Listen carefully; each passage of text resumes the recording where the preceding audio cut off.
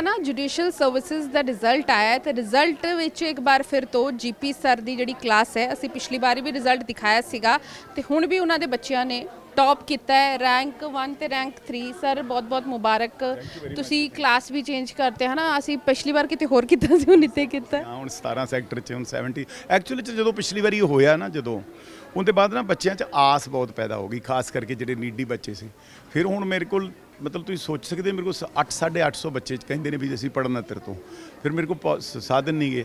ਫਿਰ ਮੈਂ ਜਿਵੇਂ ਤੁਹਾਨੂੰ ਪਿਛਲੀ ਵਾਰੀ ਦੱਸਿਆ ਸੀ ਕਿ ਮੈਂ ਨਾ ਥੋੜ੍ਹਾ ਉਹਦਾ ਮਾਡਲ ਬਦਲਿਆ ਕਿ ਤਕਰੀਬਨ 50% ਇਹ ਹੋਣ ਜਿਹੜੇ ਇੱਕ ਬੱਚੇ ਦਾ ਖਰਚਾ ਚੱਕ ਲੈਣ। ਪਰ ਫਿਰ ਵੀ ਮੇਰੇ ਕੋਲ ਇਸ ਟਾਈਮ ਕੱਲ ਪਰਸੋਂ ਵੀ ਕਿਸੇ ਨਿਊਜ਼ ਆਈਟਮ ਵਾਲੇ ਨੇ ਲਿਖਿਆ ਵੀ 140 ਦੇ ਅਰਾਊਂਡ ਬੱਚੇ ਨੇ ਜਿਹੜੇ ਫ੍ਰੀ ਪੜ੍ਹ ਰਹੇ ਨੇ ਤੇ 60 ਦੇ ਅਰਾਊਂਡ ਬੱਚੇ ਨੇ ਜਿਹੜੇ ਉਹਨਾਂ ਨੂੰ ਸਪੋਰਟ ਕਰ ਰਹੇ ਨੇ। ਮੈਂ ਸਪੋਰਟਿੰਗ ਚਿਲਡਰਨ ਨਹੀਂ ਕਹਿੰਦਾ, ਉਹ ਫਿਰ ਇੱਕ ਅੱਧੇ ਬੰਦੇ ਦਾ ਖਰਚਾ ਕੱਢ ਰਹਿੰਦੇ ਨੇ। 20-30 ਦਾ ਹੋਰ ਗੁੰਜਾਇਸ਼ ਹੈਗੀ ਮੇਰੇ ਕੋਲ ਵੀ ਉਹ ਆ ਜਾਣਗੇ ਤੇ ਉਹਦੇ ਨਾਲ ਮੇਰਾ ਇਹ ਖਰਚਾ ਨਿਕਲ ਜਾਏਗਾ।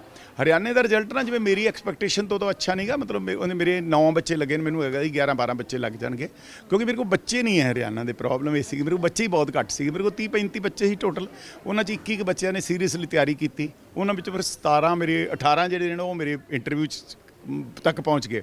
ਹੁਣ 18 'ਚੋਂ 1-2 ਬੱਚੇ ਇੰਟਰਵਿਊ ਵਿੱਚ ਥੋੜ੍ਹਾ ਜਿਹਾ ਮਤਲਬ ਕੋਲ ਕਰਕੇ ਵੀ ਨਹੀਂ ਆਏ, ਇੱਕ ਤਾਂ ਆਇਆ ਹੀ ਨਹੀਂ ਬੱਚਾ ਉਹਦੇ ਵਿੱਚੋਂ ਵੀ, ਉਹ ਆਪ ਦਾ ਹਿਸਾਬ 'ਤੇ ਚਲਾ ਗਿਆ।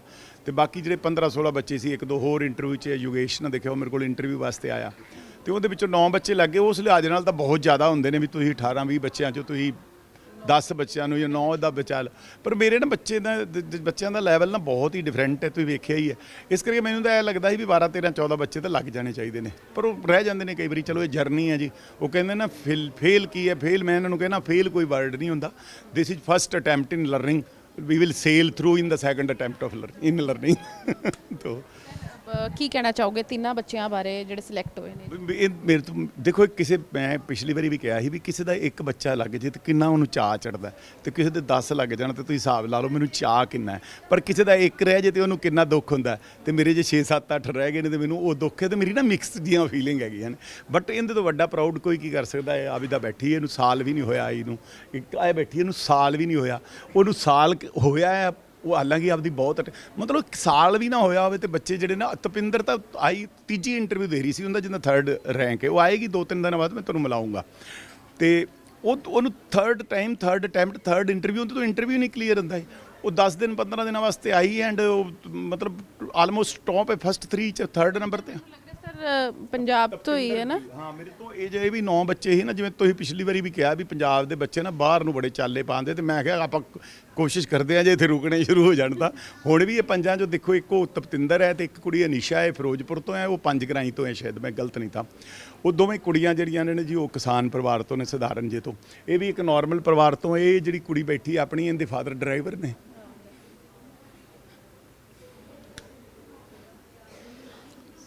Journey continuous. ਯਾ ਮੈਨੂੰ ਸਰ ਪਰਮਿੰਦਰ ਹਮੇਸ਼ਾ ਯਾਦ ਰਹਿੰਦੀ ਹੈ, ਹਮੇਸ਼ਾ। ਹੁਣ ਜੱਜ ਲੱਗ ਗਏ ਨੇ ਪੰਜਾਬ 'ਚ। ਮੋਗਾ 'ਚ ਲੱਗੀ ਹੋਈ ਹੈ ਜੀ, ਬਹੁਤ ਜ਼ਿਆਦਾ ਉਹਨਾਂ ਨੇ ਮਿਹਨਤ ਕੀਤੀ ਹੈ। ਇਹਨਾਂ ਦੇ ਪੇਰੈਂਟਸ ਬਹੁਤ ਕਰਦੇ ਨੇ ਜੀ, ਬਹੁਤ ਜ਼ਿਆਦਾ ਕੀਤੀ। ਦੇਖੋ ਦਿਹਾੜੀ ਧੱਪਾ ਕਰਕੇ, ਇਹਦੀ ਮਦਰ ਉਹ ਹੈਗੀ ਹੈ, ਕੀ ਬੋਲਦੇ ਆਪਾਂ, ਡਾਟਾ ਐਂਟਰੀ ਆਪਰੇਟਰ, ਮਤਲਬ ਮਿਹਨਤ ਕਰਦੇ ਨੇ। ਫਿਰ ਤੁਹਾਡੇ ਕੋਲ ਸਰ ਬੱਚੇ ਆ ਰਹੇ ਇਸ ਟਾਈਮ ਤਾਂ ਬੱਚੇ ਆ। ਪੰਜਾਬ ਦਾ ਅਗਲਾ ਰਿਜ਼ਲਟ ਜੇ ਰੱਬ, ਜਿਵੇਂ ਮੈਂ ਤਾਂ ਤੁਹਾਨੂੰ ਦੱਸਿਆ ਨਾ, ਮੈਂ ਨਾਸਤਕ ਜਿਹਾ ਬੰਦਾ, ਪਰ ਭਾਸ਼ਾ ਜਿਹੜੀ ਹੁੰਦੀ ਤੁਹਾਡੀ ਵੀ ਰੱਬ ਸੁੱਖ ਰੱਖੇ, ਪੰਜਾਬ ਅਗਲੇ 'ਚ ਦੇਖੋ ਕਿਆ ਰੌਣਕਾਂ ਲੱਗਦੀਆਂ। ਔਰ ਅਸਲੀ ਜਿਹੜੇ ਬੱਚੇ ਨੇ ਨਾ ਜੀ, ਮਤਲਬ ਮੇਰੇ ਕੋਲ, ਮੈਂ ਓਨੈਸਟਲੀ, ਮੈਂ ਮਤਲਬ ਓਪਨਲੀ ਵੀ ਕਹਿਣਾ ਵੀ ਮੇਰੇ ਕੋਲ 5-4 ਬੱਚੇ ਵੀ ਨਹੀਂ ਸੀਗੇ ਐਸਸੀ ਪੰਜਾਬ ਹਰਿਆਣੇ ਦੇ। ਮਤਲਬ ਮੇਰੇ ਕੋਲ ਹਰਿਆਣੇ ਦਾ ਬੱਚਾ ਨਹੀਂ ਸੀਗਾ।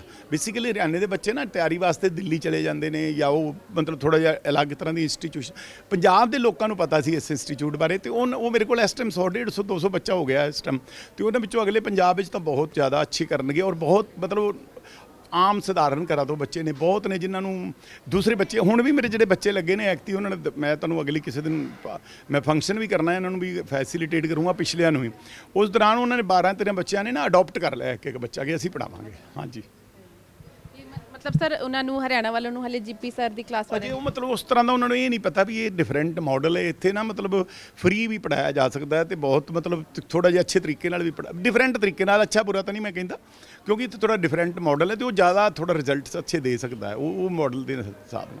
ਬੱਚੇ ਬਹੁਤ ਲੱਗੇ ਨੇ ਮੇਰੇ, 3 ਤੇ 4 7 ਤਾਂ ADA ਲੱਗੇ ਨੇ। ਉੱਦਾਂ ਦੀ ਤਾਂ ਆਪਾਂ ਜ਼ਿਕਰ ਹੀ ਨਹੀਂ ਕਰਦੇ, ਸਰਕਾਰੀ ਵਕੀਲ ਲੱਗੇ ਨੇ, ਇਸੇ ਦੌਰਾਨ ਲੱਗੇ ਨੇ, ਹੈ ਨਾ। 7 ਤਾਂ ADA ਲੱਗੇ ਹੋਏ ਨੇ। ਮੁਬਾਰਕਬਾਦ ਤੁਹਾਡੇ ਬੱਚਿਆਂ ਵਾਸਤੇ ਤਰੱਕੀ ਕਰਨ ਤੇ ਹੋਰ ਵੀ ਜਿਹੜੇ ਬੱਚੇ ਨੇ ਜਿਹੜੇ ਕਿ ਉਹ ਰਹਿ ਜਾਂਦੇ ਆ ਜਾਂ ਕਹੀਏ ਕਿ ਫਾਈਨੈਂਸ਼ੀਅਲੀ ਇੰਨੇ ਸਟਰੋਂਗ ਨਹੀਂ ਹੁੰਦੇ, ਤੁਸੀਂ ਉਹਨਾਂ ਦੀ ਵੀ ਮਦਦ ਕਰਦੇ ਹੋ ਵੱਡੇ ਕਰ ਰਹੇ ਜੀ। ਮੈਂ ਤਾਂ ਕੀ ਕਰ ਰਿਹਾ ਆਪਸ ਵਿੱਚ ਹੀ, ਹੁਣ ਤਾਂ ਬੱਚੇ ਹੀ ਕਰ ਕੁੜ ਦਿੰਦੇ ਨੇ, ਕੁਝ ਬੱਚੇ ਮਤਲਬ ਥੋੜਾ ਸਪੋਰਟ ਕਰ ਦਿੰਦੇ ਨੇ, ਕੁਝ ਪੜ੍ਹੀ ਜਾਂਦੇ ਨੇ। ਯਾਤਰਾ ਜੀ ਜਾਰੀ ਹੈ, ਮੈਨੂੰ ਤਾਂ ਬਹੁਤੀ ਲੋੜ ਨਹੀਂ ਹੁੰਦੀ। ਮੈਂ ਤਾਂ 40 ਰੁਪਏ ਦੀ ਦੁਪਹਿਰ ਨੂੰ ਰੋਟੀ ਦੀ ਥਾਲੀ ਮੰਗਾ ਕੇ ਵੀ ਖਾ ਲਾ, ਮੇਰਾ ਸਰ ਜਾਂਦਾ।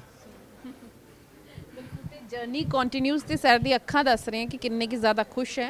ਉਸ ਦੇ ਲਈ ਕਿਸੇ ਕਹੀਏ ਕਿ ਐਪਰੀਸੀਏਸ਼ਨ ਦੀ ਲੋੜ ਨਹੀਂ ਹੈ, ਉਹਨਾਂ ਦੀ ਅੱਖਾਂ ਦੇ ਤੋਂ ਹੀ ਪਤਾ ਲੱਗ ਜਾਂਦਾ ਹੈ ਕਿ ਆਪਣੇ ਬੱਚਿਆਂ ਦੇ ਲਈ ਉਹ ਬੱਚੇ ਜਿਹੜੇ ਕਿ ਇਹਨਾਂ ਨੇ ਅਡਾਪਟ ਕਰ ਲਏ ਨੇ ਸਾਰੇ। ਇੱਕ ਜਦੋਂ ਵੀ ਇਹਨਾਂ ਦੇ ਕਲਾਸ ਦੇ ਵਿੱਚ ਆਓ ਤੇ ਕਹਿ ਦਿੰਦੇ ਹੁਣ ਬੱਚੇ ਮੇਰੇ ਹੈ, ਤੁਹਾਡੇ ਨਹੀਂ ਹੈ, ਤੇ ਉਸੇ ਤਰੀਕੇ ਨਾਲ ਪੜ੍ਹਾਉਂਦੇ ਆ। ਤੇ ਹੁਣ ਰਿਜ਼ਲਟ ਸਾਰਿਆਂ ਦੇ ਸਾਹਮਣੇ ਹੈ, ਪਹਿਲਾਂ ਪੰਜਾਬ ਜੁਡੀਸ਼ੀਅਲ ਸਰਵਿਸਿਜ਼ ਤੇ ਹੁਣ ਹਰਿਆਣਾ ਜੁਡੀਸ਼ੀਅਲ ਸਰਵਿਸਿਜ਼ ਦੇ ਵਿੱਚ, ਤੇ ਹੁਣ ਪੰਜਾਬ ਨੂੰ ਫਿਰ ਤੋਂ ਉਡੀਕ ਰਹੇ ਨੇ ਤੇ ਉੱਥੇ ਵੀ ਅੱਛਾ ਰਿਜ਼ਲਟ ਆਵੇ ਤੇ ਟੌਪ ਕਰਨ ਬੱਚੇ। ਕਹਿੰਦੇ ਨੇ ਕਿ ਸੁਪਨੇ ਦੇਖੋ ਸੱਚ ਜ਼ਰੂਰ ਹੁੰਦੇ ਹੈ, ਥੋੜੀ ਜੀ ਮਿਹਨਤ ਲੱਗਦੀ ਹੈ ਲੇਕਿਨ ਪੂਰੇ ਜ਼ਰੂਰ ਹੁੰਦੇ ਹੈ ਤੇ ਇਨਸਾਨ ਮੰਜ਼ਿਲ ਵੀ ਜਿਹੜੀ ਉਹ ਪਾਰ ਕਰ ਲੈਂਦਾ ਹੈ। ਅਜਿਹਾ ਹੀ ਕੁਝ ਕਰਕੇ ਦਿਖਾਇਆ ਚੰਡੀਗੜ੍ਹ ਦੇ ਵਿੱਚ ਇੱਕ ਵਾਰ ਫਿਰ ਤੋਂ ਜੀਪੀ ਸਰ, ਯਾਨੀ ਕਿ ਅਸੀਂ ਇਸ ਤੋਂ ਪਹਿਲਾਂ ਦਿਖਾਇਆ ਸੀਗਾ ਕਿ ਪੰਜਾਬ ਜੁਡੀਸ਼ੀਅਲ ਅਕੈਡਮੀ ਦੇ ਜਿਹੜੇ ਆ ਸਰਵਿਸਿਜ਼ ਦੇ ਰਿਜ਼ਲਟ ਆਏ ਸੀਗੇ, ਤੇ ਹੁਣ ਹਰਿਆਣਾ ਜੁਡੀਸ਼ੀਅਲ ਸਰਵਿਸਿਜ਼ ਦੇ ਵਿੱਚ 3 ਬੱਚੇ ਜਿਹੜੇ ਆ ਉਹ ਸਿਲੈਕਟ ਹੋਏ ਨੇ ਜੀਪੀ ਸਰ ਦੇ। ਇੱਕ ਕੁੜੀ ਨੇ ਤਾਂ ਟੌਪ ਕੀਤਾ ਹੈ, ਹਾਲਾਂਕਿ ਸਭ ਤੋਂ ਜ਼ਿਆਦਾ ਇੰਟਰਸਟਿੰਗ ਗੱਲ ਇਹ ਹੈ ਕਿ ਉਹ ਕੁੜੀ ਪੰਜਾਬ ਦੀ ਹੈ ਪਰ ਹਰਿਆਣਾ ਦੇ ਵਿੱਚ ਟੌਪ ਕੀਤਾ ਹੈ। ਇਸ ਦੇ ਨਾਲ ਹੀ ਹਰਿਆਣਾ ਦੀ ਸਮੀਕਸ਼ਾ ਜੀ ਨੇ, ਉਸ ਤੋਂ ਪਹਿਲਾਂ ਅਬਿਦਾ ਗੁਪਤਾ ਹੈ ਤੇ ਜਸਮੀਤ ਜੀ ਜਿਹੜੇ ਕਿ ਹੁਣ ਜੱਜ ਬਣਨ ਜਾ ਰਹੇ ਨੇ। ਸਭ ਤੋਂ ਪਹਿਲਾਂ ਬਹੁਤ-ਬਹੁਤ ਮੁਬਾਰਕ ਸਾਰਿਆਂ ਨੂੰ। अबिदा, मैं आपका सुन रही थी, आप बोल रहे थे कि आपको यकीन नहीं हुआ। हाँ जी, मतलब मैं अभी तक रिज़ल्ट दोबारा चेक कर रही हूँ कि मेरा ही नाम है टॉप पर, क्योंकि मेरा एम था सिर्फ क्लियर करना, कभी भी टॉप करना एम नहीं था, but with God's grace and sir की ब्लेसिंग्स के साथ ये पॉसिबल हो पाया है। सफ़र कहाँ से शुरू हुआ सर के साथ अगर बात करें, या फिर लॉ में किस तरह से आपका इंटरेस्ट? मैंने बचपन से लॉ ही देखा है, बिकॉज मेरे मदर के साइड पे सारे जुडिशल ऑफिसर्स हैं, तो बचपन से ये तो पता ही था कि लॉ करनी है। कोई भी पूछता था तो क्या करना है, वकील बनना है, ये पता था। प्रेशर तो नहीं था? नहीं, प्रेशर नहीं था। मतलब मेरे पेरेंट्स ने कभी भी मेरे को ऐसे फोर्स नहीं किया कि तूने लॉ करनी है। मेरे को पूरी खुली छूट थी, जो मैं करना चाहती थी, बट मैंने ये चूज़ किया कि मैं लॉ करूँ। तो उसके बाद फिर ये भी प्रेशर नहीं था कि जुडिशियल सर्विसेज में जाना है। बस मेरे पापा मेरे को कहते रहते थे कि तू एक बार ही दे के देख ले, मेरे कहने पर दे ले, कि अगर नहीं हुआ तो वो दूर की बात है, मत करना, कोई वो नहीं है। तो बस लॉ कर ली। उसके बाद सर के पास तो मतलब मेरे को आज तक नहीं पता मैं कैसे आ गई और कैसे टिक गई। हमको किसी ने रैंडमली कहा कि एक बार आप जाके मिल आओ, कि आपको अगर ठीक लगे तो आप ज्वाइन कर लेना। मैं यहाँ सिर्फ हफ्ता 15 दिन के उससे आई थी कि मैं देखूँगी, मेरे को अच्छा लगेगा। तो उसके बाद यहाँ पे इतना मतलब क्लास में इतना वो है ना कि आप अगर एक बार ही आए हो तो आप यहाँ से जा नहीं सकते बिना जज बने, तो वो वाली चीज़ है यहाँ पे। अब आपके नाम के आगे है ना जज लगेगा, तो रिलेटिव्स, फ्रेंड्स का और अपने आसपास के जो लोग हैं उनका रिएक्शन कैसा था? मतलब सबका रिएक्शन, मतलब मैंने तो, हमको बिल्कुल एंटिसिपेटेड नहीं था कि रिज़ल्ट आ जाएगा। तो मैं तो बस I was sleeping, I just got woken up. मैंने रिज़ल्ट देखा तो मेरे को 2 मिनट तो मेरे को लगा कि गलत ऐसी नोटिफिकेशन है कि this is not the result. तो जब वो आया फिर लोगों को कॉल किया, मतलब सबके लिए बहुत मतलब प्राउड का मोमेंट था। Everyone was very happy. और मतलब अभी तक मेरे को ही नहीं विश्वास हो रहा, तो मेरे पेरेंट्स को तो दूर की बात है। लुधियाना से हैं, तो ऐसा था कि आप पंजाब में सर्विस देना चाहते थे? मेरा हमेशा से एम था कि जुडिशियल ऑफिसर लगना है, कोई भी चॉइस नहीं थी कि किसी एक स्टेट में लगना है। मतलब अगर मेरा इससे पहले कोई और स्टेट हुआ होता और वो क्लियर हुआ होता तो मैं वहाँ पे भी खुश होती। मेरे को मतलब ऐसे कोई भी एक स्टेट का शौक़ नहीं था, मेरे को बस जुडिशियल सर्विसेज का शौक़ था, तो वो है। स्टडीज़ के टाइम पर आपने कौन सी ऐसी 3 चीज़ें, आप बता भी रहे थे, कौन सी ऐसी 3 चीज़ों पे सबसे ज़्यादा ध्यान दिया कि जिसकी वजह से आप आज अचीव कर पाए? यहाँ पे जब मैं आई ना, तो मतलब मेरे को in a span of 2 months I realized कि लॉ तो सब कर लेते हैं, कि लॉ सबका हो जाएगा, कि सर करा देंगे at the end of the day. But जहाँ पे एज मैं ले सकती हूँ वो लैंग्वेज थी, और वहाँ पे मैं लैग कर रही थी। मैं हिंदी में बहुत ज़्यादा लैग कर रही थी, बिकॉज मैंने लास्ट 10th में की थी, और मतलब मेरे घर पे इतनी शुद्ध वाली हिंदी बोलते भी नहीं है कि मुहावरे लकोक्तियाँ बोले जा रहे हैं, कुछ बोले जा रहे हैं। मेरे घर पे ऐसा कुछ नहीं है, मतलब बहुत सिंपल हम सब बात करते थे। तो वो चीज़ मेरे को लगता था कि यहाँ के सब बच्चों को आता है कि हमारे तो घर पे बोलते हैं। मैंने कहा मतलब मैंने आज तक अपने 24 इयर्स में ये चीज़ें नहीं सुनी है, तो मैंने सबसे ज़्यादा वहाँ पे काम किया लैंग्वेजेस पे अपनी, एंड आई थिंक वो ही मेरे को सबसे ज़्यादा एज लेके दिया है रिजल्ट में। ये सुन रही थी कि आपको प्राइमा फेशी और ये सेक्शंस इसमें ना मतलब मेरे को अभी भी बेयर एक्ट की मेरी रीडिंग एक एक बारी की है। अगर कोई बोले ना, मतलब कई लोगों को बेयर एक्ट बिल्कुल रटा होता है, मेरा वो वाला नहीं है। बिकॉज मैं बस आई एंड बस करती रही वन बाय वन, तो मेरी कोई इतनी मेरे दिमाग में छपे नहीं हुए थे बेयर एक्ट्स की। जैसे होता है ना कि अगर मैं सोचूं और एकदम से चीज़ याद आ जाए, इट्स ऑल दैट कि यहाँ पे हर चीज़ इतने इन डेप्थ डिस्कस होती है ना कि वो चीज़ सब कॉन्शियसली आपके दिमाग में होती है। अभी मेरे को अभी नहीं याद आ रहा होगा, बट अगर कोई मेरे को पूछेगा वो चीज़ मेरे को याद आ जाती है, बिकॉज यहाँ पे हर एक चीज़ पे इतनी इन डेप्थ डिस्कशन होती है। और यही कारण है कि अबिदा जो है रैंक इनका पहला आया है हरियाणा जुडिशल सर्विसेज में, और बहुत बहुत मुबारकबाद और कंटिन्यू कीजिए और लोगों को ज़रूर न्याय दिला लिए हम ये। तो हमारे साथ समीक्षा भी हैं, हरियाणा से ही हैं। समीक्षा, थोड़ा अपना बैकग्राउंड बताओ और किस तरीके से आप यहाँ जीपी सर की क्लास में पहुँचे, और जब पहले क्या आपका इम्प्रेशन था अपनी जुडिशल सर्विसेज को लेकर, और यहाँ आके कैसे चेंज हुआ? ओके, मैं पंचकुला से हूँ, बट मेरा बैकग्राउंड वैसे जींद से है, हरियाणा से ही।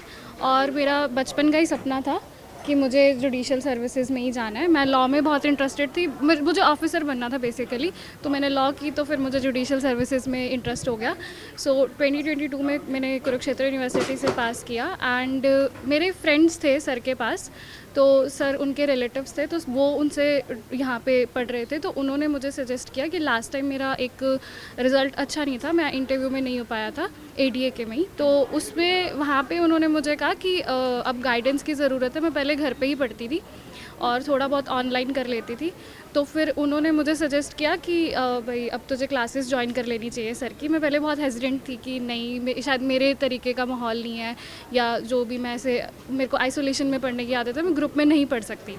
तो फिर मैं आई और काफ़ी कंफर्ट जोन से बाहर की चीज़ थी, मेरे को बहुत वो टाइम लगा सेटल करने में, बट फॉर्चुनेटली हो गया टाइमली। और वही एक ये चीज़ है कि यहाँ पे ग्रुप डिस्कशन पे जो है वो ही सबसे बड़ा है हमारे रिज़ल्ट में एक कंट्रीब्यूशन, कि हमारे मतलब जो ग्रुप डिस्कशन होती है जो यहाँ पे, उसी की वजह से मेरे को पहले लगता था कि मुझे थोड़ा बहुत आता है, बट यहाँ पे आके लगा कि बहुत सारी चीज़ें हैं जो अभी सीखने को हैं, कि बिल्कुल ही एक नई तरीके की वो लर्निंग है, एक नई अप्रोच है पढ़ने में। और वही हर कोई यहाँ पे बहुत हेल्पफुल था। स्टार्टिंग में वही नहीं आदत थी, लेकिन स्टिल एक सबने बहुत ही ज़्यादा गाइड किया कि किसी से अभी आप कुछ भी पूछ लो, वो आपको बिल्कुल आराम से बता देते थे। और टेस्ट होते थे, टेस्ट इतने रेगुलरली होते थे कि वही बहुत ही कम स्कोर भी आता था, स्टिल उनसे बहुत कुछ सीखने को मिलता था। तो वैसे वैसे हुआ, और फिर उसके बाद पेरेंट्स की बात करें, माता पिता क्या करते हैं और वो कितने खुश हुए आपका रिज़ल्ट देखकर? मेरे पापा जो हैं वो कॉन्ट्रैक्चुअल बेसिस पे ड्राइवर हैं, और मेरी मदर जो है वो डाटा एंट्री ऑपरेटर हैं कॉन्ट्रैक्चुअल बेसिस पे ही। तो मेरे जो फादर थे वो एक्चुअली ऑफिसर्स के ही ड्राइवर हैं, तो उनकी वजह से भी बहुत होता था कि तुझे, वो करते थे कि ऑफिसर बनना चाहिए, ऑफिसर ये कि मैं चाहता हूँ कि तू बने, एक उनका भी सपना था। और उसके बाद धीरे धीरे ये मेरा भी हो गया कि नहीं, मुझे ऑफिसर ही बनना है।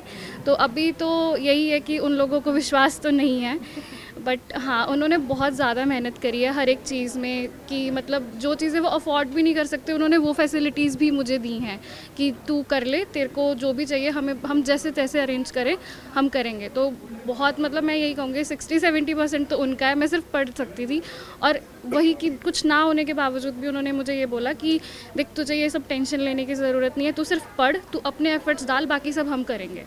तो वो चीज़ थी, तो उनकी वजह से भी है। अभी तो वो बहुत खुश है कि उनके इतने टाइम की जो मेहनत थी वो आज हो गई। एक और चीज़, जब हम एंटर करते हैं तो बहुत सारे सर के पुराने जो स्टूडेंट्स हैं जो जज बन चुके हैं, उनकी तस्वीरें भी लगी है, तो उनमें से किसी से इंस्पिरेशन ली है? मैं जब 2022 में सर ने इवेंट कराया था, जब हरियाणा के सेलेक्ट हुए थे, मैं तब भी आई थी। तो तब मुझे लगा था, पहले मैं सोचती थी, एक एक्सक्यूज़ लेती थी कि मेरे पास ना ये प्रिविलेजेस नहीं है, लेकिन जब मैं तब आई थी तब मुझे ये लगा था कि मेरे पास बहुत प्रिविलेज, मतलब मैं सीरियसली बहुत प्रिविलेज्ड हूँ। जिस तरीके से वहाँ पे सर के स्टूडेंट्स थे और जो बैकग्राउंड था, और उनसे मेरे को था, उन्होंने वहीं पे पढ़ने की काफ़ी सारी सजेशंस दी, तो मैंने वो ट्राई करी कि मैं करूँ, लेकिन अकेले नहीं हो पाता। वही कि अकेले आप अपने आप को नहीं इवैल्यूएट कर पाते। तो उसके बाद ये था, उसके पंजाब के भी जो थे उनसे भी काफ़ी, वो लोग तो आके भी हमें थ्रू आउट एग्जामिनेशन भी वो बहुत समझाते थे कि तुम्हें आंसर्स ऐसे लिखो, ये ऐसे करो, तो वो बहुत सारे थे। बाकी सबसे ही कुछ ना कुछ सीखने को मिला, तो सारे ही एक बहुत मोटिवेशनल का फैक्टर हैं ही। जज के लिए सर ने तो क्वालिटी बताई है, लेकिन आप अपनी कौन सी क्वालिटी है कि लोगों को न्याय मिले, उसको थ्रू आउट अपनी लाइफ में जो है आप अपनाओगे? इंटीग्रिटी सर हमेशा स्टार्टिंग से ही जब आते हैं, डे 1 हमें ये ओथ दिलाई जाती है कि तुम्हें अपनी इंटीग्रिटी ही रखनी है, तुम कभी किसी का गलत नहीं करोगे, और वही रिश्वत एंड ऑल ये सब नहीं करोगे। तो उसी की वजह से ही है, वही आगे चलेगी। ਬਿਲਕੁਲ, ਤਾਂ ਇੰਟੀਗ੍ਰਿਟੀ ਬੇहद ਜ਼ਿਆਦਾ ਇੰਪੋਰਟੈਂਟ ਹੈ। ਤੇ ਜਸਮੀਤ ਜੀ ਪੰਜਾਬ ਤੋਂ ਨੇ, ਪੰਜਾਬ 'ਚ ਲੱਗਣਾ ਚਾਹੁੰਦੇ ਸੀ, ਹੈ ਨਾ ਤੁਸੀਂ, ਪਰ ਤੁਸੀਂ ਹਰਿਆਣਾ ਆ ਗਏ। ਕਿਵੇਂ ਲੱਗ ਰਿਹਾ ਫਿਰ ਅੱਜ? ਵਧੀਆ ਲੱਗ ਰਿਹਾ, ਮਤਲਬ ਇਨ ਦਾ ਐਂਡ ਆਈ ਨਹੀਂ ਸੀ ਵੀ ਪ੍ਰਾਇੋਰਟੀ ਪੰਜਾਬ ਸੀ, priority was to be a judicial officer, ਤੇ ਉਹ due to some circumstances Punjab ਨਹੀਂ ਹੋ ਪਾਇਆ। ਤੇ ਫਿਰ ਅੱਗੇ ਜਿਹੜਾ ਵੀ ਨੈਕਸਟ ਅਵੇਲੇਬਲ ਇਹਦੀ ਹੀ ਵੈਕੈਂਸੀ ਆਈ ਹਰਿਆਣਾ ਦੀ, ਤੇ ਹਰਿਆਣਾ ਵਾਸਤੇ ਫਿਰ ਆਏ ਕੇਮ ਟੂ ਜੀਪੀ ਸਰ। ਵੀ ਉਦੋਂ ਮੈਨੂੰ ਆਏ ਸੀਗਾ ਵੀ ਹੁਣ ਮੈਨੂੰ ਇੱਕ ਮੈਂਟਰ ਦੀ ਲੋੜ ਹੈ, ਕਿਉਂਕਿ ਉਦੋਂ ਪਹਿਲਾਂ ਮੈਂ 4 ਮੇਨਸ ਖੁਦ ਦੇ ਉਦੋਂ ਦੀ ਪ੍ਰੈਪਰੇਸ਼ਨ ਤੋਂ ਲਿਖੇ ਸੀਗੇ। ਤੇ ਮਤਲਬ ਜਿਵੇਂ ਜਿੰਨਾ ਖੁਦ ਤੋਂ ਐਨਾਲਾਈਜ਼ ਕਰਕੇ ਯਾਰ ਵੀ ਪਾਸਟ ਈਅਰ ਪੇਪਰਸ ਤੋਂ ਅੱਜ ਦਾ ਸਵਾਲ ਆਏ ਹੋਏ ਆ, ਇਹ ਏਰੀਆਜ਼ ਟਾਰਗੇਟਡ ਨੇ, ਉਹ ਆਪਦੇ ਕੋਰ ਏਰੀਆਜ਼ ਬਣਾ ਲਏ। ਮੈਂ ਟੌਪਿਕਸ ਐਨਲਿਸਟ ਕਰ ਰਹੇ ਸੀਗੇ ਵੀ ਇਹ ਸਭ ਤੋਂ ਟਿਪਸ ਤੇ ਹੋਣੇ ਚਾਹੀਦੇ ਨੇ, ਇਹਦੇ 'ਚ ਫੇਰ ਵੀ ਥੋੜ੍ਹਾ ਜਿਹਾ ਕੁਐਸਚਨਸ ਐਕਸੈਪਸ਼ਨਲੀ ਪੁੱਛ ਲੈਂਦੇ ਨੇ, ਇਹ ਤਾਂ ਕਦੀ ਕਦੀ ਹੀ ਪੁੱਛਦੇ ਨੇ ਤਾਂ ਇਹ ਛੱਡ ਸਕਦੇ ਆ। ਉਹ ਇੱਦਾਂ ਮਤਲਬ ਮੇਰਾ ਪੈਟਰਨ ਚੱਲ ਰਿਹਾ ਸੀ, ਬਟ ਕਦੀ ਕੋਈ ਮੇਨਸ ਮੇਰਾ ਅੱਧੇ ਨੰਬਰ ਤੋਂ ਰਹਿ ਗਿਆ, ਕਦੀ 2.5 ਨੰਬਰ ਤੋਂ ਰਹਿ ਗਿਆ, ਤਾਂ ਉਹ ਚੀਜ਼ ਹਿੱਟ ਕਰਦੀ ਰਹਿੰਦੀ ਸੀ ਵੀ ਯਾਰ ਜਾਂ ਤਾਂ ਹੋਵੇ ਨਾ ਮਾਰਜਨ ਬਹੁਤ ਜ਼ਿਆਦਾ, ਮੈਂ ਕਨਕਲੂਡ ਕਰ ਲੈਂਦਾ ਯਾਰ ਮੇਰਾ ਨਹੀਂ ਹੋ ਸਕਦਾ, ਪਰ ਜਿੱਥੇ ਅੱਧੇ ਨੰਬਰ ਤੋਂ ਰਹਿ ਰਿਹਾ 2.5 ਨੰਬਰ ਤੋਂ ਪ੍ਰੋਬੇਬਲੀ ਮਤਲਬ ਕੋਈ ਸਟ੍ਰੈਟੇਜਿਕ 'ਚ ਕਮੀ ਹੈ ਜਾਂ ਕੋਈ ਮਤਲਬ ਹੋਰ ਚੀਜ਼ ਹੈ ਜੋ ਮੈਂ ਨਹੀਂ ਡੀਕੋਡ ਕਰ ਪਾ ਰਿਹਾ ਸੀ। ਤਾਂ ਫਿਰ ਮੈਨੂੰ ਸੀਗਾ ਵੀ ਹੁਣ ਮੈਨੂੰ ਕਿਸੇ ਇੰਸਟੀਚਿਊਟ 'ਚ ਜਾਣਾ ਚਾਹੀਦਾ, ਤੇ ਬੇਸਿਕਲੀ ਮੈਨੂੰ ਨਾ ਉਹਦਾ ਇਨਵਾਇਰਨਮੈਂਟ ਚਾਹੀਦਾ ਸੀ। ਮੈਂ ਇਕੱਲਾ ਪੜ੍ਹ ਕੇ ਥੱਕ ਚੁੱਕਿਆ ਸੀਗਾ, ਵੀ ਮੈਨੂੰ ਪਤਾ ਫਰਸਟ੍ਰੇਸ਼ਨ ਆਉਣ ਲੱਗ ਗਈ ਸੀਗੀ ਵੀ ਯਾਰ ਮਤਲਬ ਤੁਸੀਂ ਕਦੋਂ ਤੱਕ ਕਿਤਾਬਾਂ ਪੜ੍ਹੀ ਜਾਓਗੇ ਸੇਮ ਚੀਜ਼ ਬਾਰ-ਬਾਰ। ਤਾਂ ਫਿਰ ਉਹੀ ਚੀਜ਼ ਸੀਗੀ ਵੀ ਸਰ ਕੋਲ ਵੀ ਜਿਵੇਂ ਮੈਂ ਆਇਆ, ਮੈਂ ਸਾਰੀ ਚੀਜ਼ਾਂ ਦੱਸਤੀਆਂ ਓਨੈਸਟਲੀ ਵੀ ਸਰ ਆਹ ਚੀਜ਼ਾਂ ਮੈਂ ਇੰਨਾ ਪੜ੍ਹਿਆ, ਇੱਥੋਂ ਪੜ੍ਹਿਆ, ਇਹ ਮੇਰਾ ਸੋਰਸ ਆਫ ਜੋ ਵੀ ਮੇਰੇ ਕੋਲ ਮਤਲਬ ਅੱਜ ਨੌਲੇਜ ਹੈ, ਇਹ ਚੀਜ਼ਾਂ ਨੇ, ਤਾਂ ਹੁਣ ਉਹਦੇ ਅਕੋਰਡਿੰਗ ਤੁਸੀਂ ਅੱਗੇ ਲੈ ਕੇ ਜਾਣਾ ਜੋ ਕਰਨਾ। ਬਸ ਉਸ ਅਕੋਰਡਿੰਗ ਸਰ ਨੇ ਮਤਲਬ ਇੱਕ ਹੁੰਦਾ ਨਾ ਵੀ ਸਟ੍ਰੈਟੇਜਿਕਲੀ ਉਹਨਾਂ ਨੇ ਸਰ ਨੇ ਪਹਿਲੀ ਗੱਲ ਇਹ ਕਹੀ ਸੀ ਵੀ ਯਾਰ ਤੇਰੇ 'ਚ ਦਿੱਕਤ ਨਾ, ਤੈਨੂੰ ਪੜ੍ਹਾਉਣਾ ਨਹੀਂ, ਜਦੋਂ ਪੜ੍ਹਿਆ ਉਹ ਤੇਰਾ ਘੱਟ ਕਰਨਾ, ਤੂੰ ਪੜ੍ਹ ਲਿਆ ਜ਼ਿਆਦਾ, ਤੈਨੂੰ ਲਰਨ ਤੋਂ ਹੁਣ ਅਨਲਰਨ ਕਰਾਉਣਾ ਹੈਗਾ, ਕਿਉਂਕਿ ਤੂੰ ਇੰਨਾ ਪੜ੍ਹ ਲੈਂਦਾ ਤਾਂ ਬੰਦਾ ਉੱਥੇ ਹੁੰਦਾ ਕਨਫਿਊਜ਼। ਜਦੋਂ ਹੁੰਦਾ ਨਾ ਬੰਦੇ ਨੂੰ ਇੱਕ ਚੀਜ਼ ਪਤਾ ਹੈ, ਉਹਨੂੰ ਤੋਂ ਕੋਈ ਕੁਐਸਚਨ ਪੁੱਛਿਆ ਉਹ ਉਹਦੀ ਅਪਰੋਚ ਨਾਲ ਹੀ ਜਵਾਬ ਦਿੰਦਾ, ਪਰ ਤੁਹਾਨੂੰ ਜੇ ਉਹੀ ਇੱਕ ਪੁਆਇੰਟ ਤੇ 4 ਐਂਗਲਸ ਤੋਂ ਪਤਾ ਹੈ ਤਾਂ ਤੁਸੀਂ ਹਰ ਨੂੰ ਐਨਾਲਾਈਜ਼ ਕਰਦੇ ਹੋ, ਉਹ ਫਿਰ ਕਨਫਿਊਜ਼ਨ ਹੀ ਕ੍ਰੀਏਟ ਕਰ ਦਿੰਦਾ। ਤਾਂ ਮੇਰੇ ਤੇ ਸਰ ਨੇ ਬੇਸਿਕਲੀ ਉਸ ਚੀਜ਼ ਤੇ ਵਰਕ ਕੀਤਾ ਵੀ ਨਹੀਂ ਤੂੰ ਆ ਨਾ ਹੁਣ ਇਹਨੂੰ ਇਦਾਂ ਹੀ ਲੈ ਕੇ ਚੱਲ, ਬਾਕੀ ਚੀਜ਼ਾਂ ਛੱਡ ਦੇ। ਅੱਛਾ ਜਸਮੀਤ, ਕਿੱਥੋਂ ਦੋ ਬੈਕਗ੍ਰਾਉਂਡ ਕੀ ਹੈ ਜੀ? ਪੰਜਾਬ ਤੋਂ।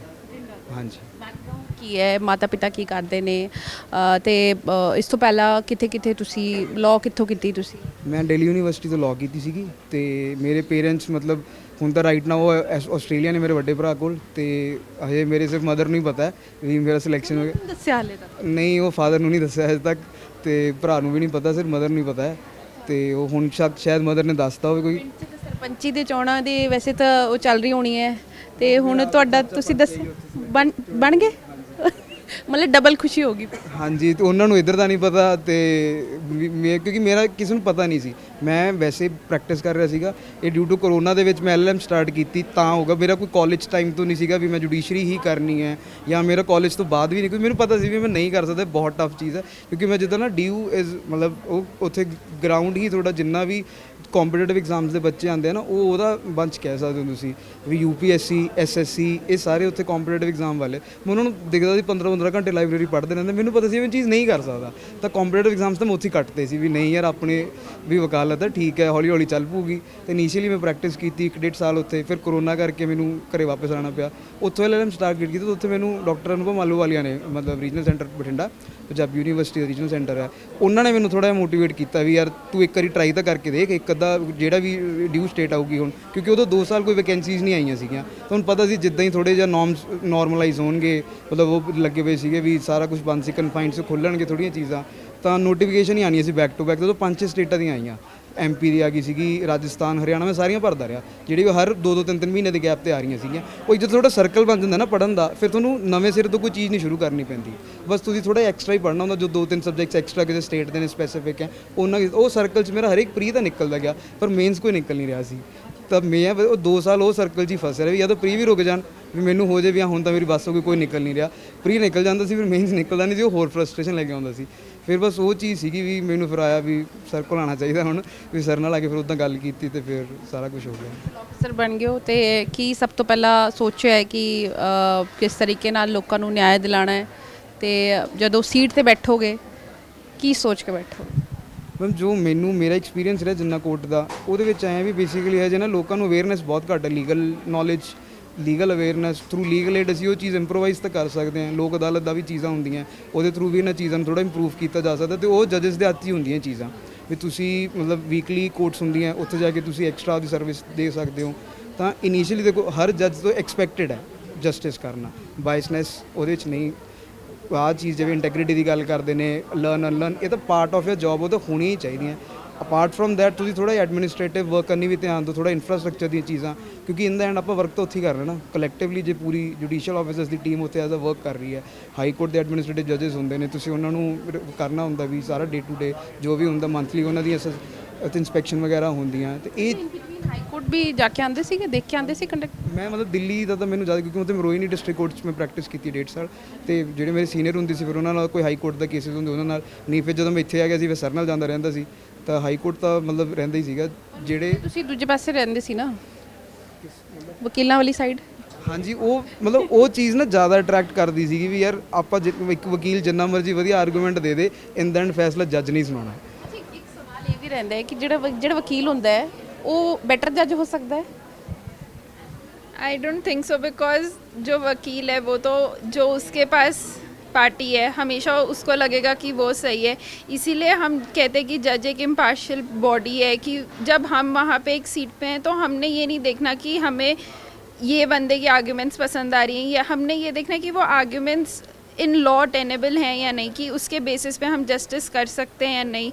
तो मतलब वकील, अब जैसे हाई कोर्ट पे इतने सारे जो जजेस हैं वो एलिवेटेड फ्रॉम दी बार हैं, तो डेफिनेटली अब वो इतना अच्छा काम कर रहे हैं तो वो हो सकते हैं। बट उनको फिर ये है कि आई बिलीव जो भी वहाँ पर अब है तो they are there with the believe कि हाँ, कि उन्होंने देखा है, रियलिटी देखी है कि हमारे पास जो पार्टी है वो गलत भी हो सकती है, एंड अगर जज ने कोई डिसीजन दिए दे हैव एक्सेप्टेड दैट, कि they have not revolted against कि नहीं ये सही नहीं है या ये गलत है।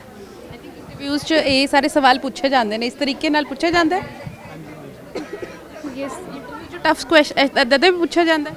हाँ जी, मतलब कुछ भी पूछ सकते हैं, वो रैंडमली होता है, कोई एज सच सब्जेक्ट का भी कुछ वो नहीं होता, कुछ भी जो भी पर्सनालिटी से रिलेटेड, सब्जेक्ट से रिलेटेड, आउट ऑफ सिलेबस भी जिसे बोल देते हैं, बट वो आउट ऑफ सिलेबस नहीं होता, पर्सनालिटी टेस्ट है, तो कुछ भी पूछ सकते हैं। ਘਬਰਾਏ ਸੀ ਜਦੋਂ ਇੰਟਰਵਿਊ ਹੋ ਰਿਹਾ ਸੀਗਾ?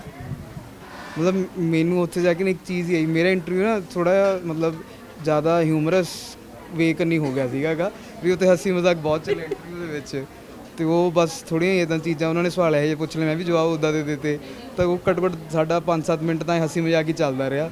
ਤੇ ਮੈਨੂੰ ਉੱਥੇ ਆ ਕੇ ਐਂ ਹੋਈ ਆ ਵੀ ਮੈਂ ਕਿਹਾ ਯਾਰ ਇੱਥੇ ਵੀ ਨਹੀਂ ਕੋਈ ਸੀਰੀਅਸਲੀ ਲੈ ਰਿਹਾ ਵੀ ਇੰਟਰਵਿਊ, ਤੁਸੀਂ ਇੰਟਰਵਿਊ ਨੂੰ ਥੋੜਾ ਸੀਰੀਅਸਨੈਸ ਮਾਹੌਲ ਜਿਹਾ ਬਣਾ ਕੇ ਰੱਖੋ। ਉਹ ਫਿਰ ਚੀਜ਼ ਨਾ ਬਾਅਦ ਸਮਝ ਆਈ ਵੀ ਜਿੰਨਾ ਅਸੀਂ ਫੀਅਰ ਲੈ ਕੇ ਜਾਂਦੇ ਨਾ ਖੁਦ ਅੰਦਰ ਲੈ ਕੇ ਜਾਂਦੇ ਆ, ਅੰਦਰ ਕੋਈ ਫੀਅਰ ਨਹੀਂ ਹੈ, ਅਸੀਂ ਜੋ ਸੈਲਫ ਕ੍ਰੀਏਟ ਕਰ ਲੈਂਦੇ ਅੰਦਰ ਵੀ ਯਾਰ ਆਹ ਨਾ ਪੁੱਛ ਲੈਣ, ਇਹ ਨਾ ਪੁੱਛ ਲੈਣ। ਇੰਟਰਵਿਊ ਦੀ ਬੇਸਿਕ ਜੇ ਮੈਂ ਤੁਹਾਨੂੰ ਇੱਕ ਸਕਿੱਲ ਦੱਸੋ ਆਈ ਹੈ ਵੀ ਜਮਾ ਫਰੀ ਮਾਈਂਡ ਨਾਲ ਜਾਓ, ਕਿਉਂਕਿ ਉਹ ਕਿਤੋਂ ਵੀ ਕੁਝ ਵੀ ਪੁੱਛ ਸਕਦੇ ਆ। ਉਹਨਾਂ ਨੇ ਮੇਰੀ ਪਰਸਨੈਲਿਟੀ ਤੋਂ ਸ਼ੁਰੂ ਕੀਤਾ, ਮੇਰੇ ਹੋਮ ਟਾਊਨ ਬਾਰੇ ਪੁੱਛਿਆ, ਲਾਅ ਦਾ ਪੁੱਛਿਆ, ਉਸ ਤੋਂ ਬਾਅਦ ਮੇਰੇ ਫਿਊਚਰ ਗੋਲਸ ਪੁੱਛੇ, ਫਿਰ ਮੈਨੂੰ ਪੁੱਛਿਆ ਤੈਨੂੰ ਕਿਉਂ ਲਾਈਏ, ਤੈਨੂੰ ਇੰਨੀ ਨੌਲੇਜ ਹੈ, ਤੂੰ ਵਕਾਲਤ ਕਿਉਂ ਨਹੀਂ ਕਰ ਲੈਂਦਾ, ਫਿਰ ਜੱਜਸ ਦੀ ਕੁਆਲਿਟੀਜ਼ ਪੁੱਛੇ। ਮਤਲਬ ਜਦੋਂ ਮੈਂ ਉਹਦਾ ਇੰਟਰਵਿਊ ਐਨਾਲਾਈਜ਼ ਕਰਦਾ ਨਾ, ਮੈਂ ਦੇਖਦਾ ਉਹਨਾਂ ਨੇ ਕੋਈ ਐਂਗਲ ਹੀ ਨਹੀਂ ਛੱਡਿਆ, ਮਤਲਬ ਪਰਸਨੈਲਿਟੀ ਤੋਂ ਲੈ ਕੇ ਹੋਮ ਟਾਊਨ ਤੱਕ ਚਲੇ ਗਏ, ਮੇਰੇ ਪੇਰੈਂਟਸ ਬਾਰੇ ਪੁੱਛਿਆ, ਫਿਰ ਲਾਅ ਦਾ ਤਾਂ ਪੁੱਛਣਾ ਹੀ ਸੀ, ਚਲੋ ਵੀ ਲੀਗਲ ਉਹਦਾ ਸੀਗਾ ਆਪਣਾ ਇੰਟਰਵਿਊ। ਫਿਰ ਉਸ ਤੋਂ ਬਾਅਦ ਉਹਨਾਂ ਨੇ ਵੀ ਤੇਰੀ ਅਪਰੋਚ ਕੀ ਹੈ ਅੱਗੇ ਨੂੰ ਲੈ ਕੇ, ਤੇਰੀ ਪਰਸਨਲ ਲਾਈਫ ਨੂੰ ਲੈ ਕੇ ਤੇਰੀ ਕੀ ਅਪਰੋਚ ਹੈ, ਮੇਰੀ ਮੈਰਿਜ ਰਿਲੇਟਡ ਥੋੜ੍ਹੇ ਬਹੁਤ ਕੁਐਸਚਨਸ ਉੱਤੇ ਪੁੱਛੇ ਵੀ ਤੂੰ ਹੁਣ ਤੱਕ ਅਨਮੈਰਿਡ ਕਿਉਂ, ਤੂੰ ਵਿਆਹ ਕਿਉਂ ਨਹੀਂ ਕਰਾਇਆ, ਇਹ ਚੀਜ਼ਾਂ। ਮੈਂ ਪੜ੍ਹ ਰਿਹਾ ਸੀ। ਨਹੀਂ ਮੈਂ ਕਿਹਾ ਵੀ ਮੈਂ ਜੋ ਮਤਲਬ ਮੈਰਿਜ ਸਬਜੈਕਟ ਟੂ ਸਿਲੈਕਸ਼ਨ, ਤੁਸੀਂ ਅੱਜ ਕਰਾ ਦਿਓ ਮੈਂ ਕੱਲ੍ਹ ਵਿਆਹ ਕਰਾ ਲੂੰਗਾ। ਤੇ ਜੋ ਸੱਚ ਸੀਗਾ ਮੈਂ ਤਾਂ ਉਹੀ ਕਹਿਤਾ ਵੀ ਜੋ ਹੈ ਹੀ ਇਹ ਵੀ ਤੁਸੀਂ ਰੱਖ ਨਹੀਂ ਰਹੇ, ਮੈਂ ਤਾਂ ਹੀ ਮੈਨੂੰ 6ਵੀਂ ਵਾਰ ਮੇਨ ਲਿਖਣਾ ਪੈ ਰਿਹਾ ਵੀ ਨਹੀਂ ਵੀ ਇੰਨਾ ਟਾਈਮ ਨਾ ਲੱਗਦਾ। ਤੇ ਉਹ ਮਤਲਬ ਉੱਥੇ ਓਨੈਸਟ ਨਹੀਂ, ਮਤਲਬ ਜੇ ਤੁਸੀਂ ਬੜਾ ਸੀਰੀਅਸ ਹੋ ਕੇ ਤੇ ਜਵਾਬ ਦੇ ਰਹੇ ਹੋ ਨਾ, ਉਹ ਤੁਹਾਨੂੰ ਕੋਸ਼ਿਸ਼ ਕਰਦੇ ਵੀ ਤੂੰ ਨਾਰਮਲ ਹੋ ਜਾ, ਕੋਈ ਦਿੱਕਤ ਨਹੀਂ। ਜਿਵੇਂ ਆਪਾਂ ਇੱਕ ਫਰੈਂਡਲੀ ਵਿੱਚ ਆਪਣਾ ਇੰਟਰਵਿਊ ਹੋ ਰਿਹਾ ਸੇਮ ਉੱਥੇ ਹੁੰਦਾ, ਹੱਸੀ ਮਜ਼ਾਕ ਹੁੰਦਾ, ਉਹ ਵੀ ਹੱਸ ਰਹੇ ਹੁੰਦੇ ਆ ਵਧੀਆ, ਉਹ ਵੀ ਪੂਰੇ ਕੋਜ਼ੀ ਮੂਡ 'ਚ ਹੁੰਦੇ ਆ ਵੀ ਯਾਰ ਉਹਨਾਂ ਨੂੰ ਵੀ ਪਤਾ ਬੱਚਾ ਯਾਰ ਇੰਨਾ ਕੁਝ ਪੜ੍ਹ ਕੇ ਆਇਆ, ਅੰਡਰ ਪ੍ਰੈਸ਼ਰ ਤਾਂ ਹੋਊਗਾ ਹੀ। ਹੁਣ ਜੇ ਉਹ ਵੀ ਆਏ ਮਤਲਬ ਗੰਦੀਆਂ ਆਈਆਂ ਸ਼ਕਲਾਂ ਲੈ ਕੇ ਬਹਿ ਜਾਣ ਉੱਥੇ ਵੀ ਕੁਐਸਚਨ, ਜੇ ਉਹਨਾਂ ਨੂੰ ਤੁਸੀਂ ਗਲਤ ਵੀ ਆਨਸਰ ਦਿੰਦੇ ਹੋ ਨਾ, ਤੁਹਾਨੂੰ ਫੀਲ ਨਹੀਂ ਹੋਣ ਦਿੰਦੇ ਵੀ ਤੂੰ ਗਲਤ ਹੈ।